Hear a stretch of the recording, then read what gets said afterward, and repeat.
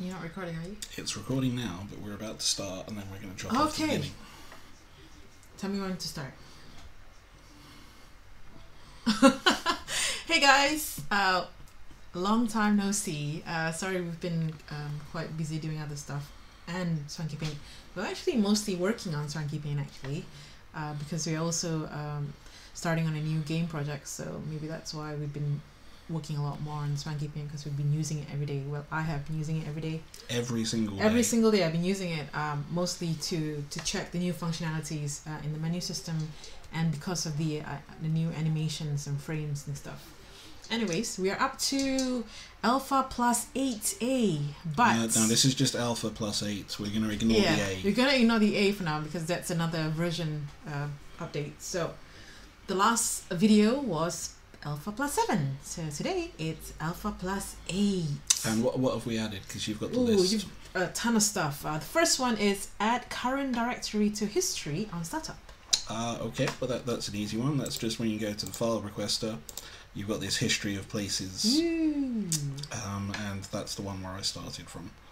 That's all. It's just to sort of help you if you start it in a strange place. It's more like a shortcut. Yeah. It just helps you remember locations when you're loading and saving files. Cool. J now does a copy to share. That's a capital J. Capital J. You'll find. I'm it's sorry. not just a J. Yes. See, J swaps. So Shift J. But if I hold down Shift and press J, it does a copy to the spare, and that's useful because now when you do a swap, you've got two copies, and that could be used to like move frames around if you like copy from one frame to another. Yep.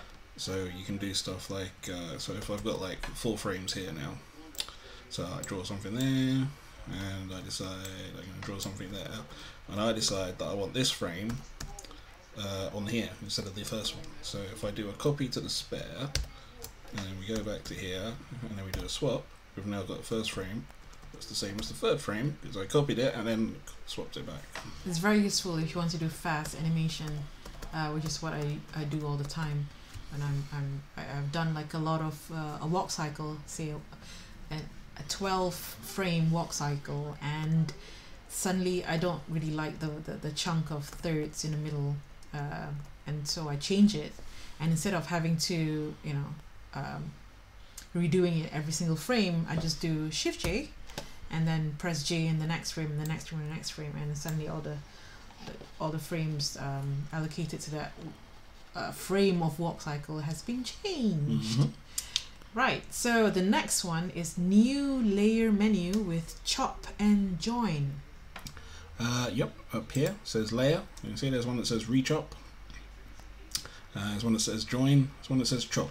So it's the stuff that was previously under where is it? The new panel. There used to be some layer stuff here, and it's moved into this layer thing, so it's a bit easier to get to. So the chop layers chops the layers up, so you get a layer, and the join layers puts them back into a flat image. So if I had like a 2x2, so I've got a 2x2 there, so I can do I can do the chop and join. So if I chop it up, that's it chopped up, so it's a quarter size. And if I do a join, that's it rejoined again. If you see what I mean. You don't see what I mean, do you?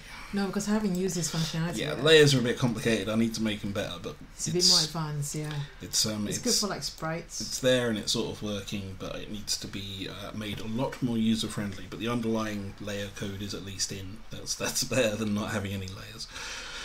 Yeah, there's I think layers is it's better if there's some semblance of a UI instead of just. Yeah, there should be one. I'm gonna make a panel over here that has a list of layers and a little. The little thumbnails so that you can see what's going on. Perfect. But, for now, there's just that horrible menu thing that you don't understand. It's magical. I can just about use it. I mean, there's what do we have? We have this sort of skeleton thing that I set up. Where is he? I'm just trying to think of instances where I would actually use it at the moment, and I can't think of one right now. From what I've been using, which is just purely frames. So I've got this skeleton, and it's 4 layers. You can see the 4 bits.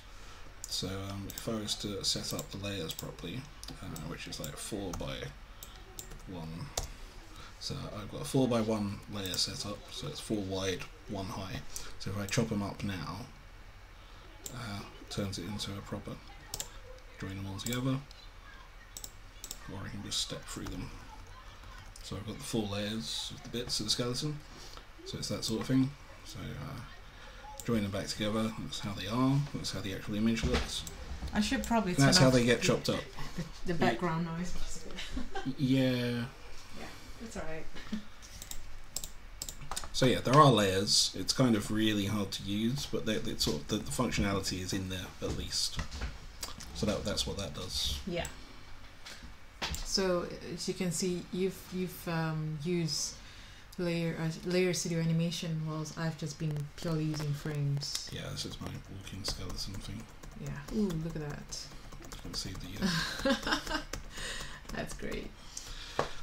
What else? What's next? Yes, next is new frame menu with add and delete and shortcuts of Shift +2 and Shift 1. Shift 2 and Shift 1. Yeah, I said that because it's actually on @ and exclamation mark, but that only works if you're on an American keyboard. Yes.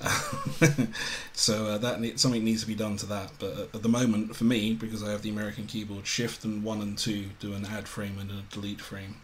Which is actually an @ sign and a exclamation mark. You said. Yeah. So that's the add and delete frames, which is again, because I've been doing animation, we've been adding new stuff to. Yeah, just to try and make it a little bit easier. Yeah.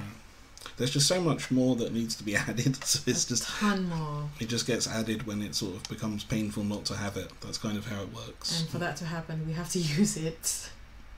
So I'm, using it every day. Right. So the next one is brush handle with auto corner when you pick one up.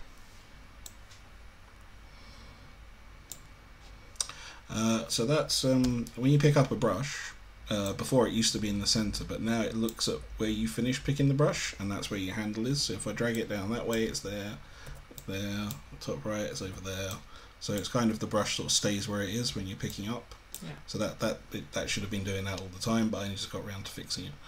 So yeah, again, because I was using it a lot, it was annoying having to reset my position to where I want it to be when all I wanted to do was just stay where it was. Yeah. Okay, so the next one is a brush pickup with right mouse cuts pixels, clearing to background color. Yeah, so that lets you sort of cut out. So when you pick up with the right mouse button, it sort of cuts out from the image like that. Mm-hmm. So that's a useful way of clearing to the background color. Very, so if you set like very a background color of whatever color you want, you can do a square like that. Pretty simple. Yeah. It's like a cheap way of drawing a square, and it also helps you to pick up stuff. Mm-hmm. 2-in-1. The next one is added rechop menu for quick layer setup and fiddle. Yeah, the rechop +1, -1. That's instead of having to type the numbers in here, layers 2x2, you can just add 1 like that. So that'll add 1 to the X. Add 1 to the X, so you can just click this a couple of times rather than having to type stuff in to get the right layer set up. Right, next one is flatten layers option in menu. Yep, that takes this thing that's a layer, turn layers on and off actually, so if I join them together, so it actually looks like this. And it's like a hot dog. That's just some random... It looks like a hot dog. So chop them up and it looks like that. You can see this is actually 2 layers stuck together. You can see the right side sort of poking through a little bit. And we can show some more of that actually. You could do if I had the right colour selected. So you can see that this is like 2 layers. So there's stuff underneath and a drawer on top. And I delete, and it's there, it's underneath. That's so weird to see that. So what happens when you flatten the layer is it actually gets rid of the layers entirely and just turns it into a flat image. So there's no layers anymore. I've just flattened it, and it's just a normal image now. So you can export it or whatever with all the layers joined, which is useful. Mm-hmm.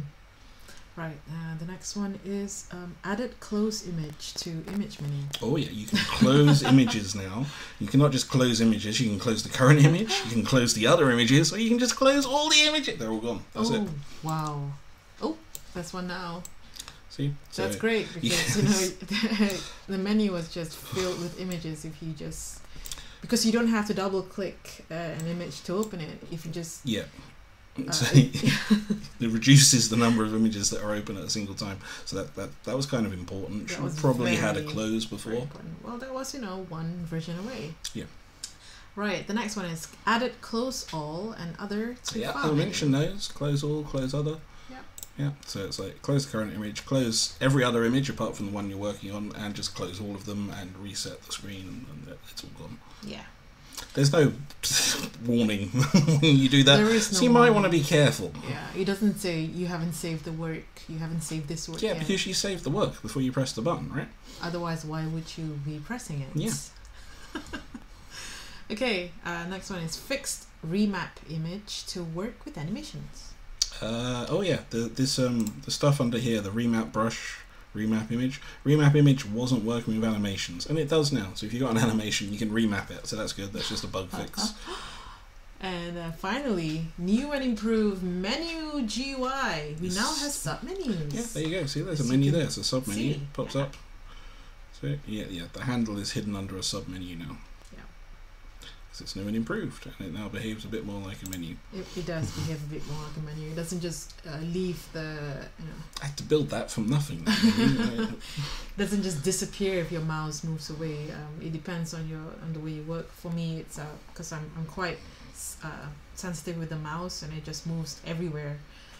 Sometimes I still want to be on the menu, but my mouse moves away, and I have to go back to where I was before, which is kind of annoying. But most of the applications I use, like GIMP, Inkscape, and even web browsers, I think they sort of just stay. This behaves a bit more like a normal menu. Yes.